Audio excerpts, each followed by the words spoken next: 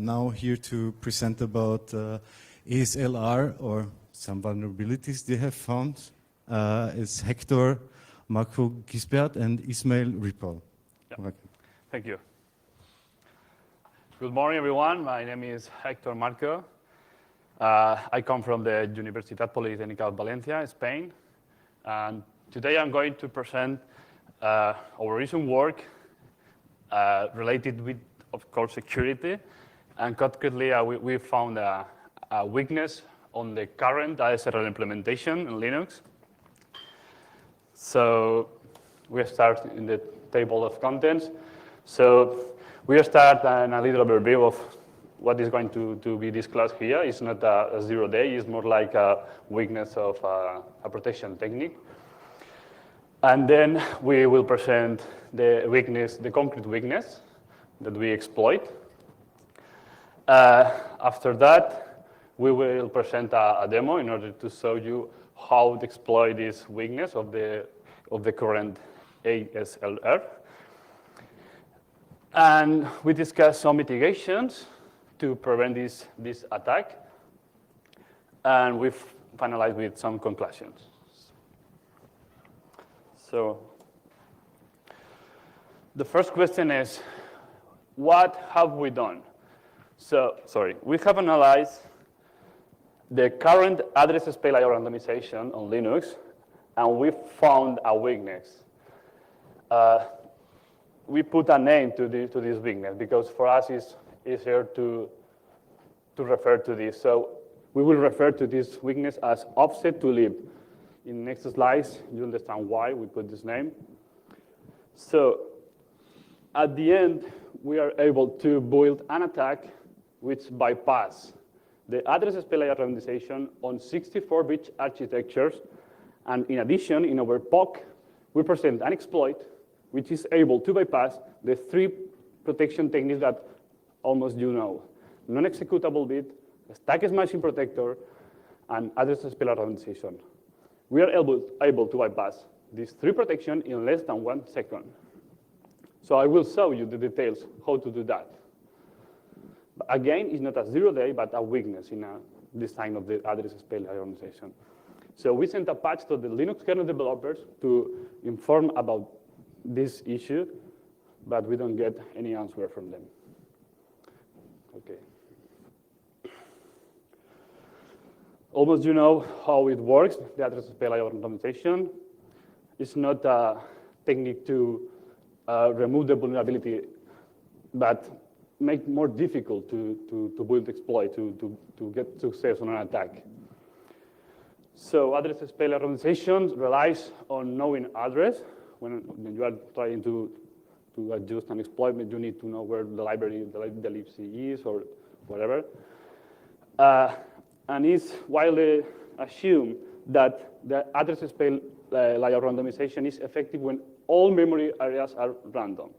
Because otherwise, if you have any address or any library that is a fixed location, the attacker, of course, are going to use these areas to build the attack, to get gadgets, and to build the final route. So for us, the best address space layer randomization is when the application is PyCompile. That means the kernel will load this application in a random location. And in addition, all memory areas are random. So you need to set 2 in the Linux configuration system. So what is the problem? What is the weakness that we found? So the problem appears when the application is compiled with Py contradictorily. Why? Because Linux load as it was a shared library more or shared object more at the start of the process. So the point is, the first shared object is loaded in memory at a random base, but next shared objects are loaded side by side. That means we have only this mmap bus is a random value, but it's the only one. If the first application is PyCompile, if the application is PyCompile, then the kernel will load this application at a random base. But next shared objects will be loaded side by side. So from this executable base to the dynamic linker base is the same value, the same constant. Sorry, I will explain you better in next. But the problem is that from this to this is not a random value. It's side by side. So this is a real example. When you see the memory map on application, you can see that the application and the dynamic linker and the libc are almost in the same area. So the distance between where the application was logged to the library is a constant value. This is the weakness. If you are able to obtain any address belonging to the application, then you will be able to know where are the libraries mapped in memory. So the same for the dynamic linker. This is another, but this constant don't change even in different executions. So we name this invariant distance offset to live because from the application you are able to know where are the libraries in an offset, in a constant offset. So the conclusion is, if you are able to obtain any address of the belonging to the application, not to the library, of course, you are able to randomize all memory map. So why is it so dangerous? Because it's realistic. Applications are more prone to have vulnerabilities and bugs than libraries. So it makes vulnerabilities faster and easier to exploit. And we are aware that it's not a self-exploitable vulnerability, but an address space representation design weakness. But this opens new and old vectors to attack the servers. So next example, I will show you how exploit this vulnerability, this weakness in a standard stack buffer overflow. So the steps to build the attack are, we are going to extract as much information as we can offline, and then we will use a brute force attack, by 4-byte brute force attack, to obtain only 3.5 bytes of an address belonging to the application, because our goal is to obtain an address belonging to the application. And we can use the offset to lib to obtain where the library is mapped in memory, and then we build the final exploit. So at the end, I will show you a real demo with a server which exploit this weakness using a standard stack buffer overflow. Well, this is our server, which attend clients. We have the vulnerable function, which contains the stack buffer overflow. Yeah. So, since our goal is to obtain an address belonging to the application, we select, for instance, to obtain the save IP. When you call to the vulnerable function, we need to obtain the save IP because with this address, we are able to combine it with the offset to lib set to obtain all memory mappers. So our goal is to obtain this address. This is the stack, so the address is in the stack. This call is the instruction with push onto the stack the address. And this address actually is pointing to the next instruction. But since the executable is PyCompile, we don't know the other bits, the other highest bits. So I'm going to show you the steps to obtain the bits until we get the full address. So you have the memory map here. You can trust in your Linux. The highest byte is always a constant. So we can put this highest 24 bits of the address that we are looking for. One way is to executing this application offline, so you can see the first bits. Another way, more complex, is by looking the source code, because application can set the stack limit, and this change where the application is loaded.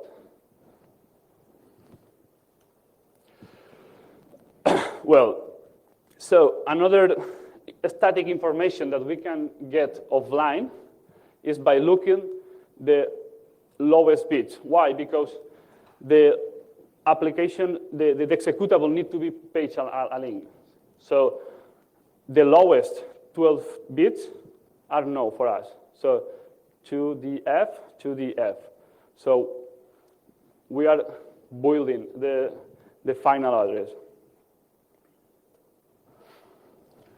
So in this point, we have a part of the address that we are looking for, but we need to find the remaining bits. So if we have this kind of stack buffer overflow, this kind of vulnerability that is prone to do the byte for byte attack, so we can do the byte for byte attack to retrieve the 28 random bits that we need.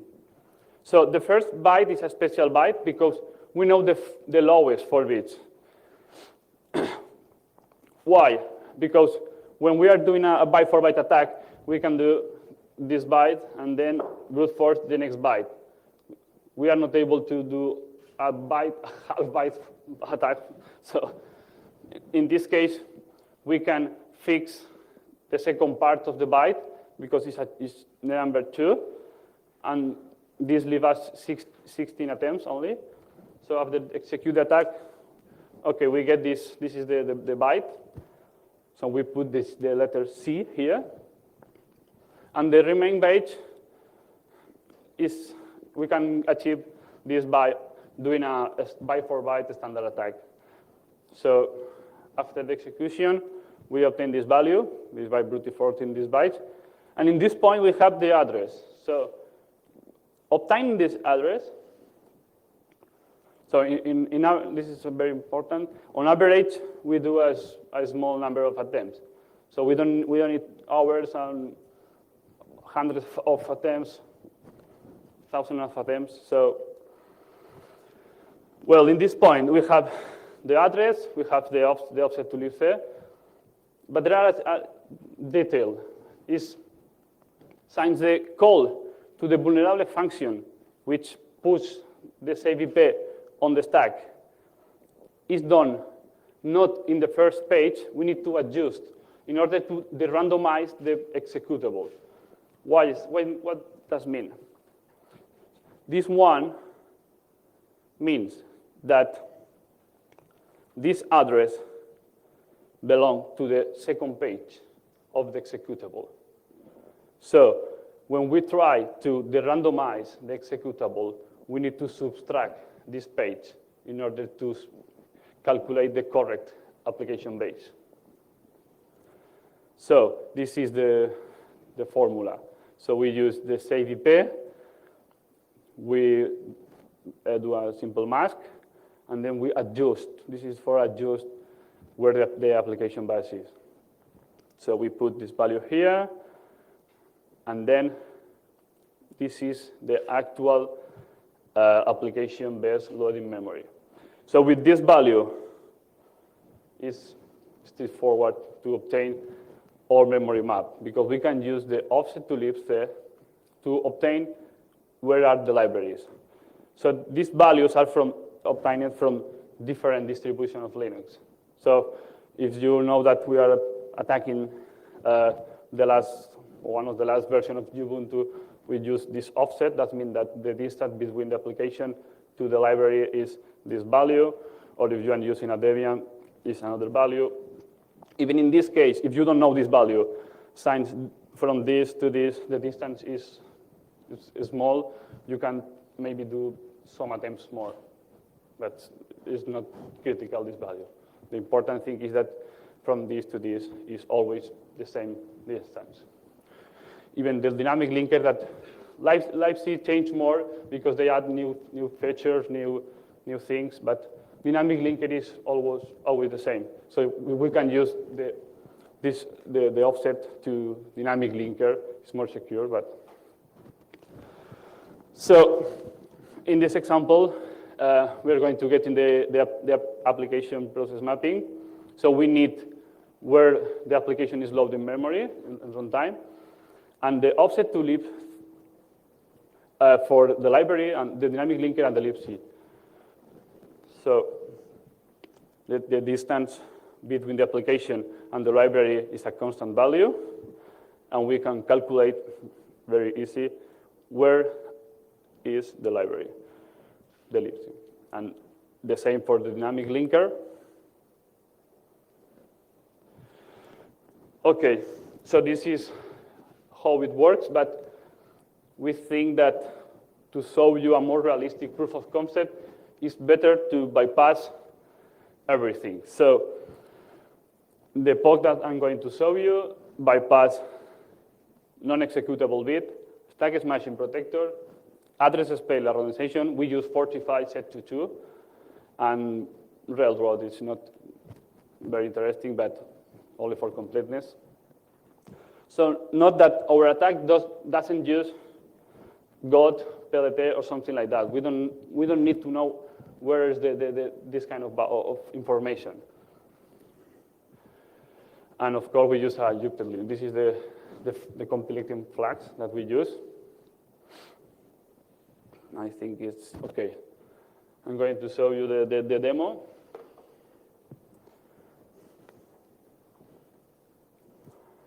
Okay.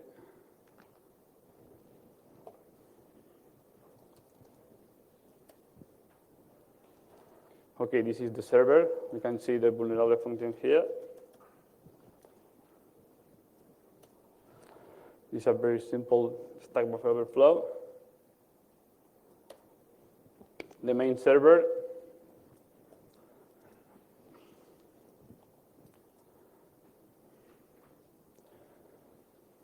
is only a forking server that open a socket, read, write an hello message, and then call to vulnerable function with the request from the client. So if we execute the server, we open a new terminal. So this is a live today, of course. Okay, so this is the exploit. I can show you some interesting parts. This is the 3 parts that you need to set. This is the 12 lowest bits where the next instruction to the call is done. This is the page number where the next instruction to the call is done. And this is the offset to lib that I was mentioned before. So the other one is a typical exploit that brute force byte for byte the stack smashing protector and bypass the non-executable by doing a classical drop attack with, at the end, execute a shell. So we're going to obtain a shell. So maybe it's interesting, I don't know, just show you. Anyway, okay. So we are going to exploit the server. So localhost on port is 999. 9999. Okay. So it's very fast. Maybe you can count the time, but here we go. Yeah, it's done. So we obtained the canary, the canary value. Then we obtain the save IP on the stack. This is the read value. And then with the randomize the application. And with these values, we use the offset to lib to calculate where the library is. And then we use gadget from this library to bypass the non-executable and obtain a shell using the same socket. So if you, for example, we can see we are root and it's not touch.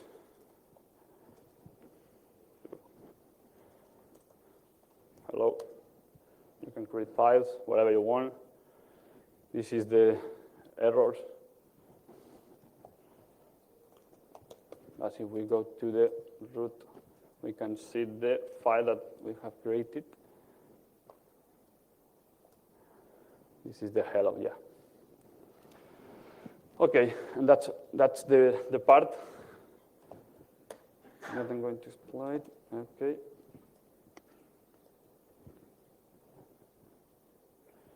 Okay, and the next part is my report. My colleagues is going to explain the mitigation techniques and how to prevent it. Thank you.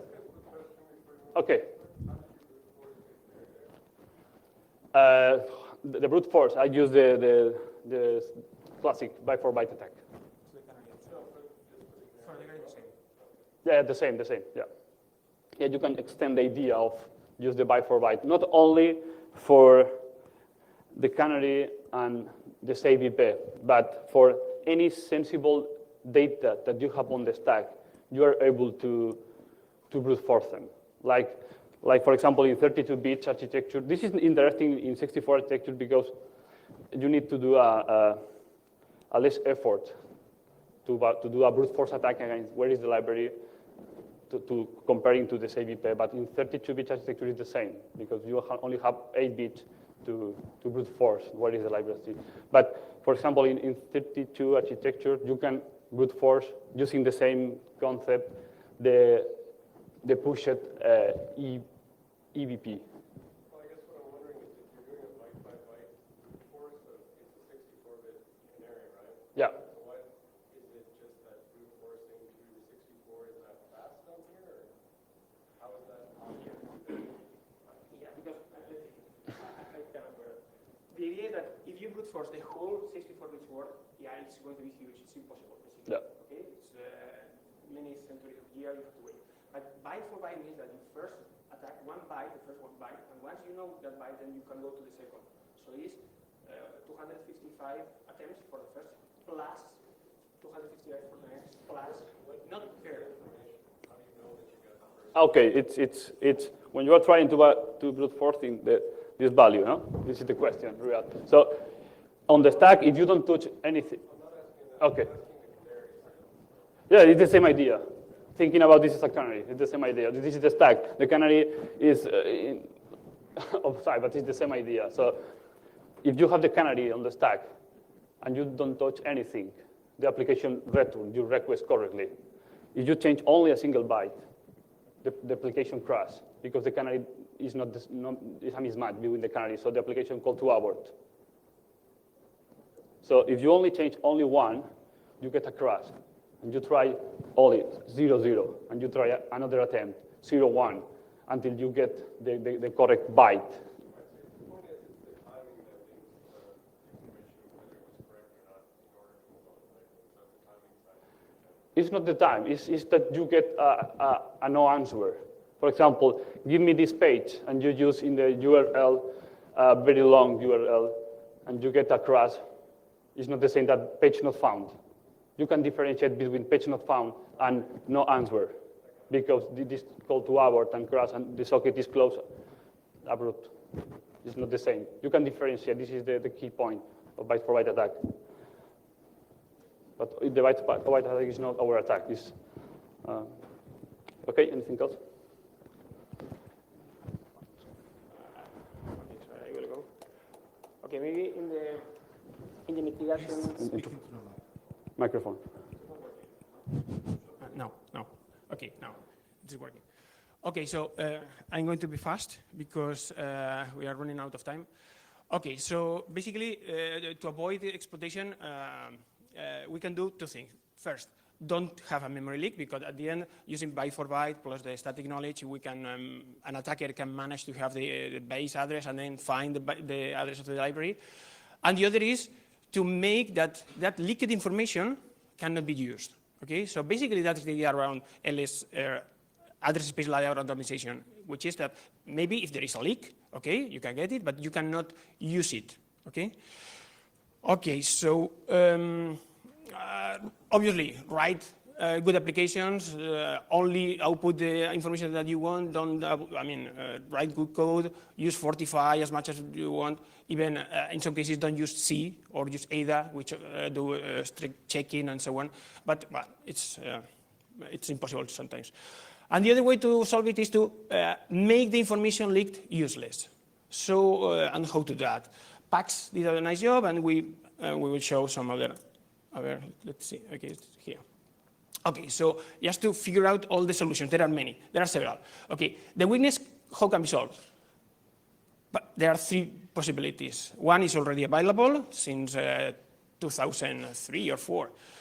Another one is basically the same, I will explain it, and the best way is to redesign the whole address-space layer organization.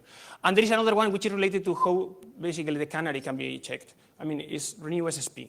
If the canary is quite efficient, it's a very nice utility to prevent attacks, and in fact, it will prevent or proof of concept. So we will show how to improve the SSP to avoid it. Okay, so basically, I say that.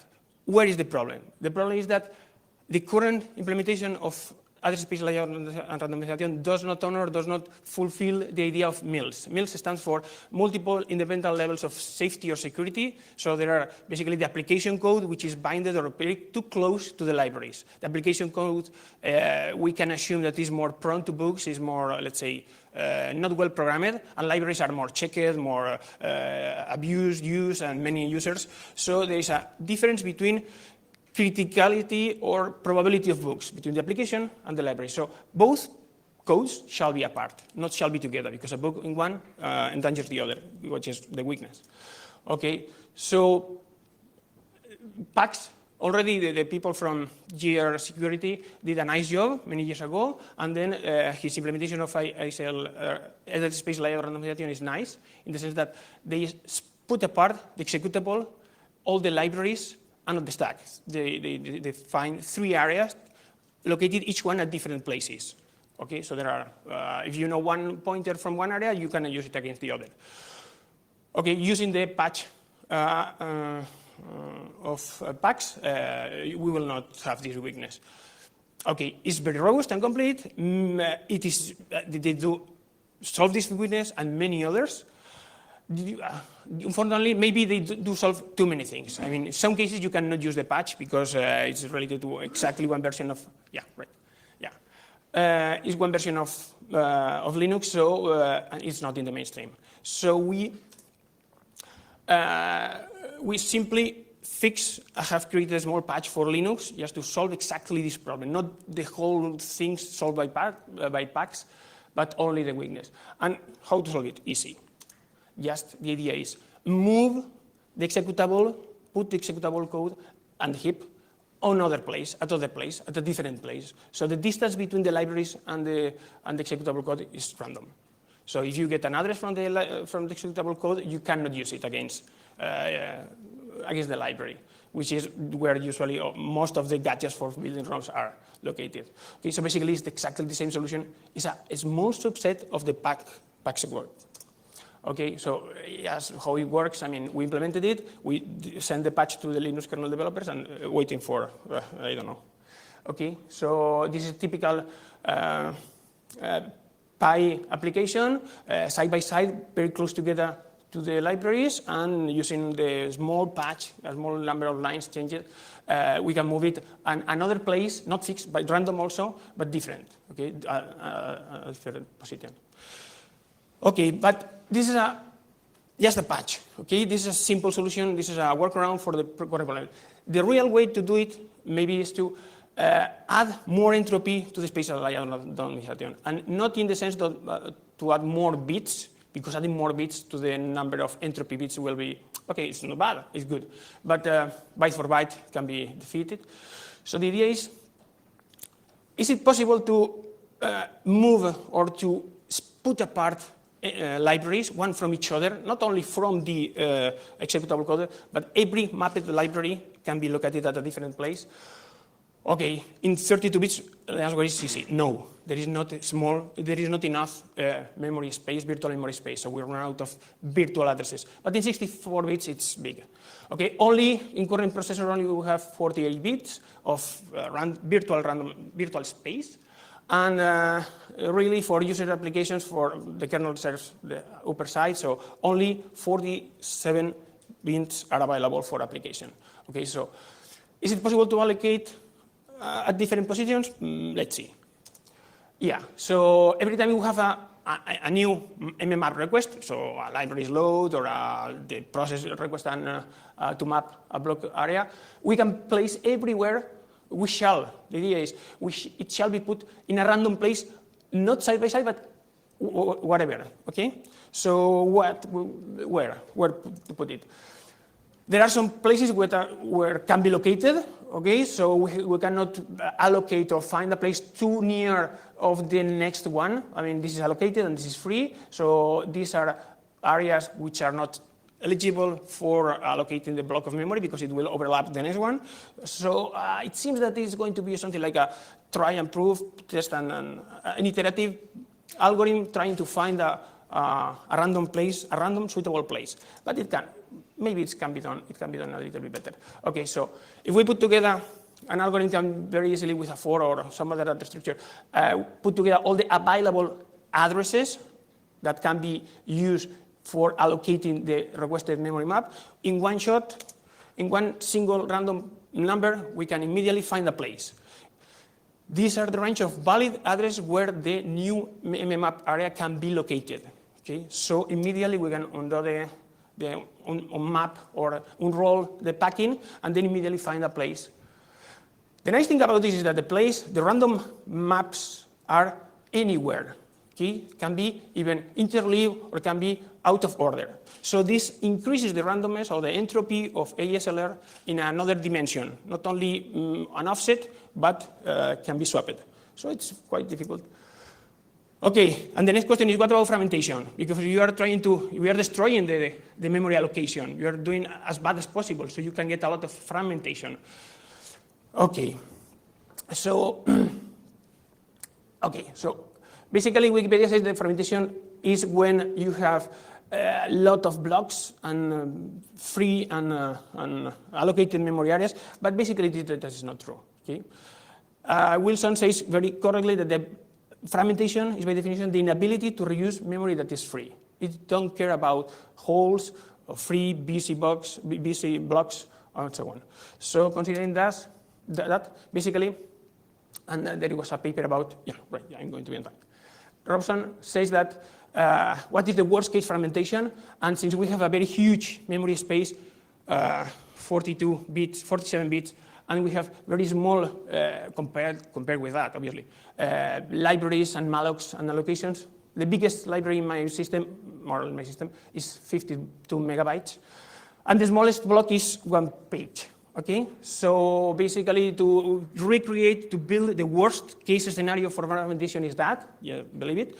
And it means that in order to get a fail using a random allocation, you need to do more than 1 million memory mallocs request, 1 million mallocs, which means that if each mmap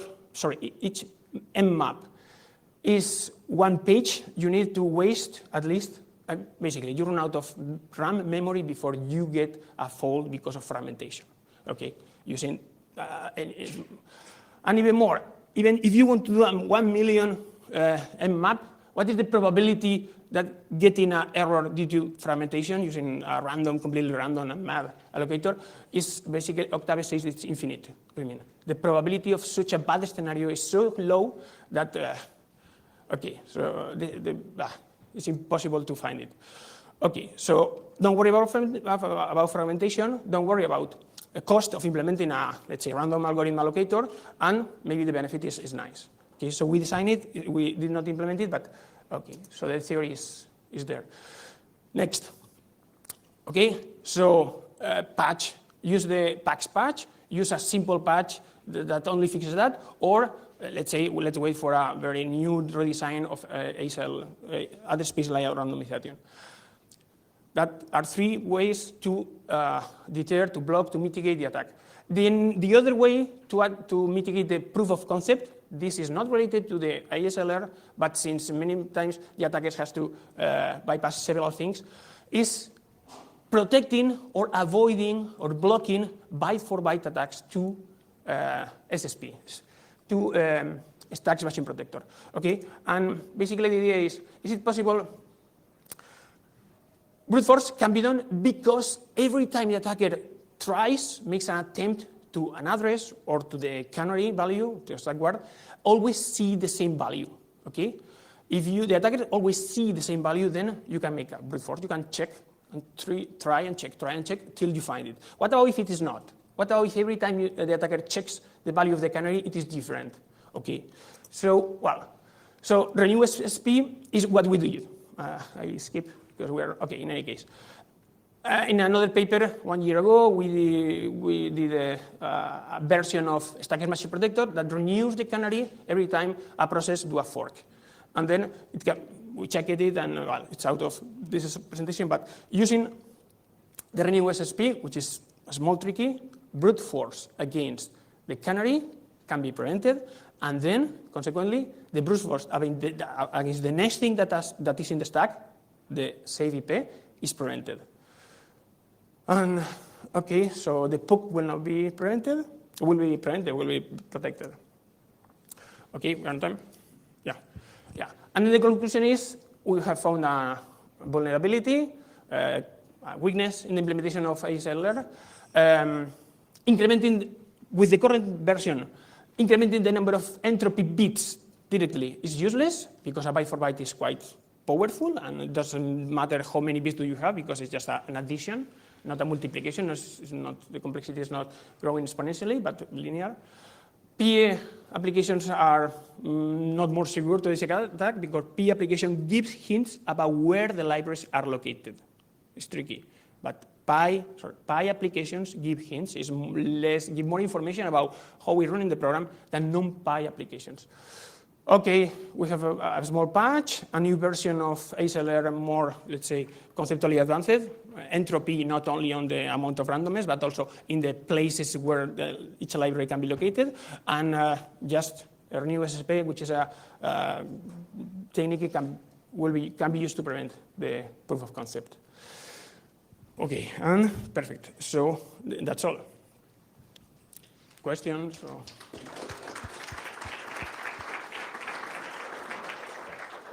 Any questions?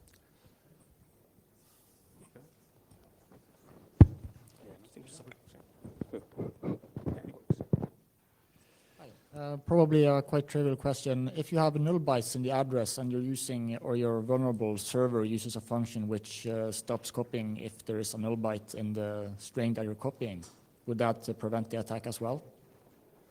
Yeah. I mean, you mean a string copy with a null at the end, for example? If the vulnerable server uses a copy function which will terminate when it detects a null byte. Okay, no, null bytes. No, Yeah, yes. Is the typical, even Aleph-1's stack smashing for fun and profit discusses this problem, but it's and for 64-bit addresses, there are null bytes in the start of them. Yeah, the null byte, I mean, let's see. If you use Fortify, then all the strings are typically checked, so you don't have a string check, a string overflow, okay? So the overflows are removed when you compile.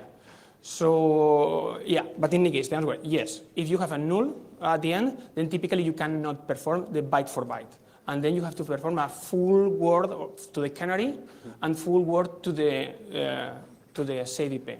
So the complexity will be huge. Yeah, yes. but actually it depends on the kind of vulnerability. Yeah. For example, 1 month ago, we discovered an application with a bug that allow a byte for byte attack and prevents that you are asking about it. Because it depends on the concrete function with overrun the buffer.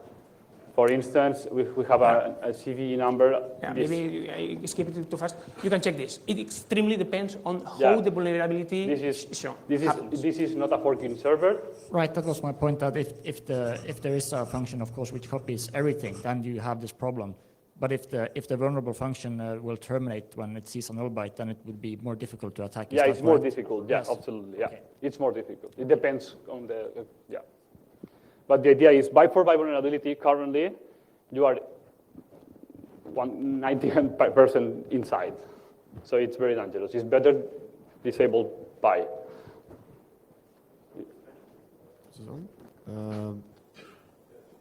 This question is not strictly on your talk, but isn't one of the main errors in all this that nobody is checking if a sub-process is dying repeatedly. Because once the parent process notices, hey, my child is dying for a few thousand times because I need that many times checks to get all this brute forcing. So do you know of any approach to kind of spot this kind of attack, to spot these brute forcing, to spot these repeated failures and crashes, and react on a higher level to this issue? Have you seen anybody working on that topic? There are an approximation that is if you are able to overwrite a partial safe IP, then you can jump to the libraries directly, but at the end you have crashed. No. Maybe you ask about if there is another high-level way to avoid or to protect or circumvent or yes, the answer is yes. I mean, maybe I understand correctly. For example, if every time you have a crash, the system detects that the program ended because of a crash and not because of a normal termination, and the next time you launch it, you penalty or you make a small delay on the execution, then the attack based on brute force can be, obviously it can be enlarged enough to make it useless. In fact, the PAX implementation makes that if a program crashes, I don't know if 30 seconds, 50 seconds 2 or delay. 3 times because of a segment fault, then the user, or I don't know if the user or that process cannot fork again until 30 seconds. So your brute force is prevented. Yeah. The only bad thing about that is that you change the attack between a vulnerability into a denial of service. But it's fine. I mean, it's a good compromise. You have to choose. In any case, if the attack is not, I mean, if the fail is normal, is something, I mean, not a security issue, but a normal fail, then you have also you create yourself a denial of service. But yes, that is a solution. So, more questions? Oh.